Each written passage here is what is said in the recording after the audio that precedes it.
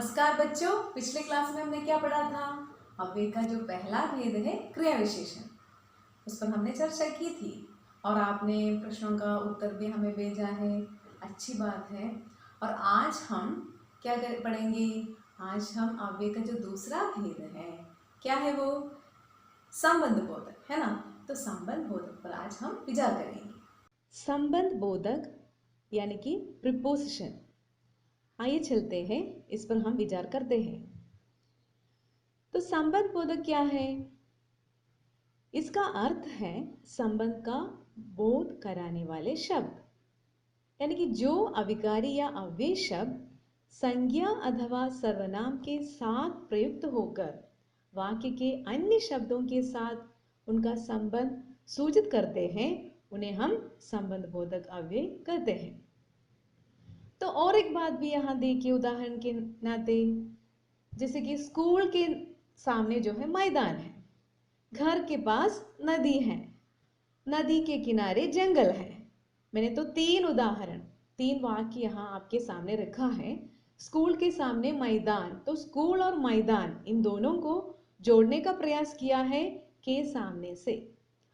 और घर के पास नदी है, वहां भी के पास के बिना घर और नदी का जो संबंध है वो हमें पता ही नहीं चलेगा। फिर क्या बताया, नदी के किनारे जंगल है, तो नदी और जंगल इन दोनों के जो संबंध है उसको सूचित किया गया है के किनारे शब्द के द्वारा। तो इस तरह के सामने, के पास, के किनारे जो है यहाँ संबंध बोधक अव्यय कर सकते हैं। तो और एक बात भी यहाँ आपको ध्यान देना है, यानी कि संबंध बोधकों को हम परसर्ग भी कहते हैं, पोस्ट पोजिशन, यानी कि हम जो संज्ञा या सर्वनाम के बाद ही यह प्रयुक्त होते हैं, इसको इसके लिए ही हम ऐसा कर रहे हैं, जैसे कि पर और सर यानी कि परसर। तो देखिए आगे हमें देखना है क्रिया विशेषण शब्द किसी संज्ञा या सर्वनाम के पीछे आकर संबंध बोधक कैसे बन जाते हैं। तो इसके लिए मैंने इन दोनों को और भी समझाने के लिए ये उदाहरण आपके सामने रखा है।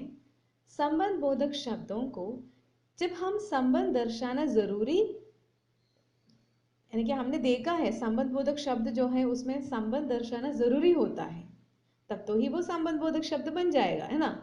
तो जब वे शब्द जो है बिना संबंध जोड़े प्रयुक्त होते हैं तो उन्हें हम क्या कहेंगे, क्रिया विशेषण ही कहेंगे।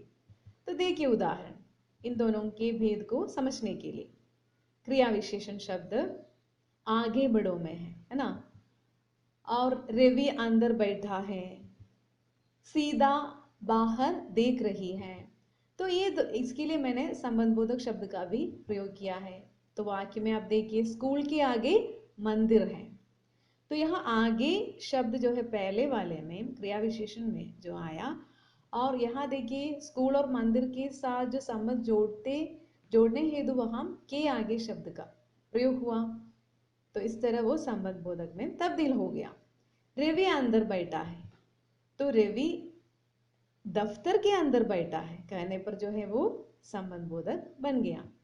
सीधा बाहर देख रही है, सीधा कमरे के बाहर पेड़ों को देख रही है, तो इस शब्द में संबंध बोधक सूचित होता है।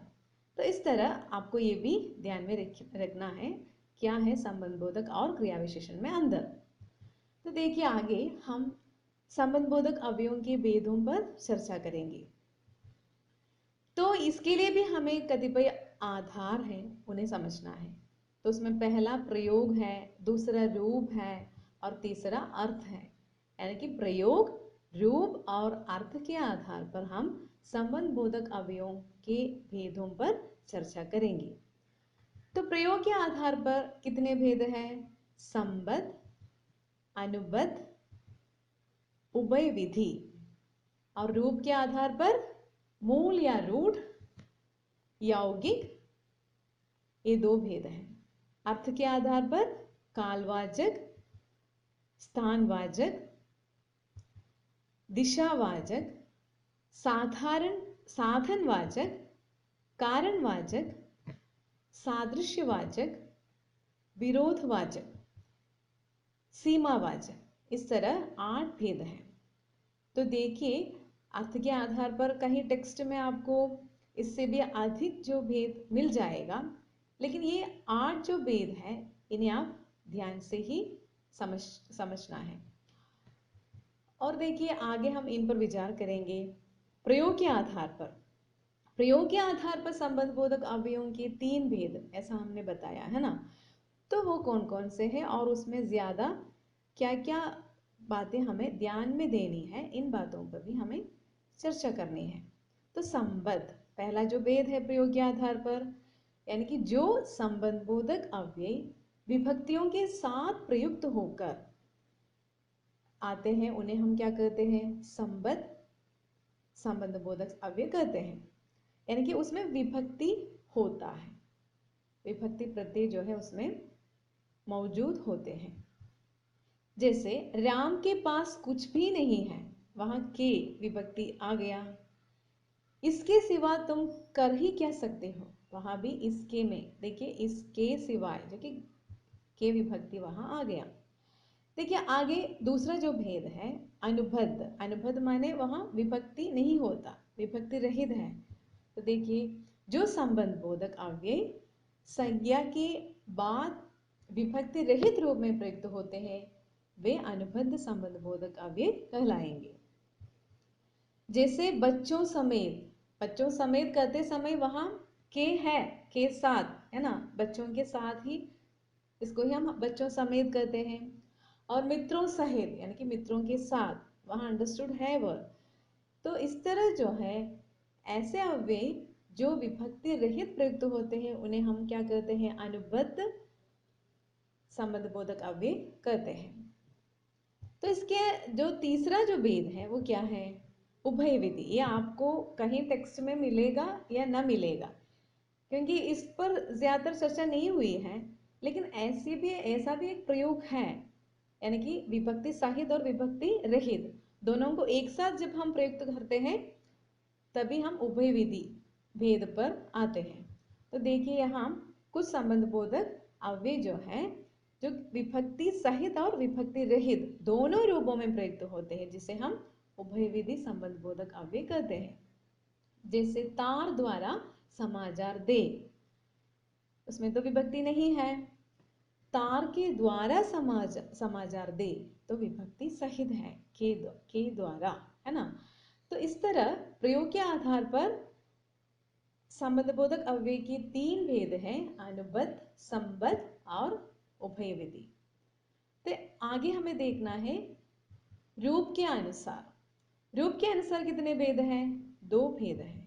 पहला है मूल या रूट, कहीं मूल मिलेगा आपको, कहीं रूट मिलेगा।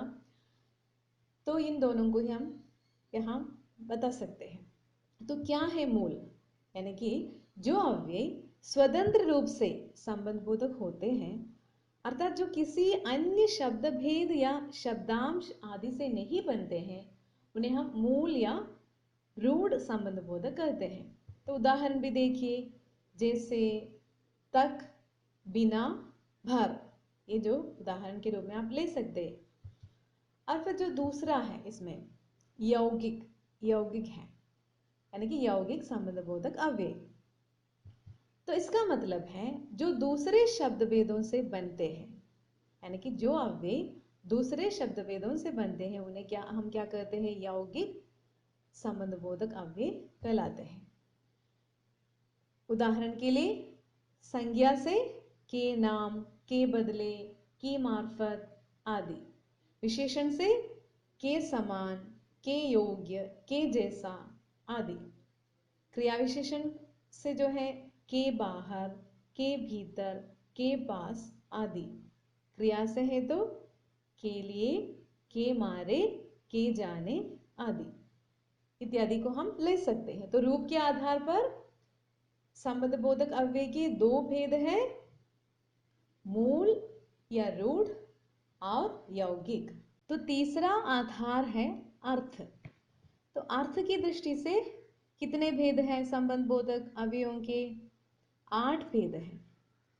तो इससे भी ज्यादा भेद मानते हैं, लेकिन मुख्य रूप से 8 भेद है। कहीं कहीं टेक्स्टों में 11, 13 ऐसे मिलते हैं।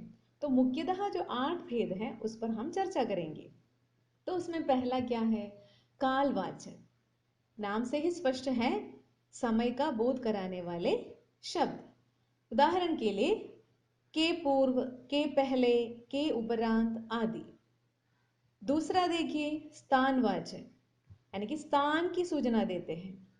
उदाहरण के लिए के निकट, के ऊपर, के भीतर आदि। तीसरा जो है दिशावाचक, दिशा की सूचना देने वाले शब्द। उदाहरण की ओर, की तरफ, प्रति आदि। और चौथा क्या है? साधनवाचक। उसमें किसका पता मिलता है हमें? साधन का बोध। उदाहरण के द्वारा, के माध्यम आदि। और पांचवा भेद है हेतु या कारण। कारणवाचक भी कहते हैं हम, हेतुवाचक भी कहते हैं। इसमें किसी कारण का ही बोध मिलते हैं। उदाहरण के लिए के कारण, की खातिर आदि। और छठा भेद है सादृश्यवाचक, तो समानता का ही बोध कराते हैं। इसको ही हम सादृश्यवाचक कह सकते हैं। उदाहरण के समान, के बराबर आदि। और सातवां जो है विरोधवाचक, उसमें क्या है? प्रतिकूलता या विरोध का बोध होते हैं, जैसे विरुद्ध, विपरीत, इस तरह हम ले सकते हैं उदाहरण।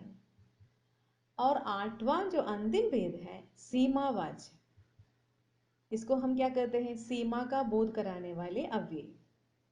उदाहरण के लिए तक, पर्यंत, भर, मात्र, तो वहां एक सीमा का ही हमें सूचना मिलती है। तो ये संबंध बोधक और उसके भेद हैं, और इसे भी आप ध्यान से पढ़िएगा और उत्तर भी हमें भेज दीजिएगा। और अपना सेहत का ख्याल रखिएगा। तब तक के लिए धन्यवाद।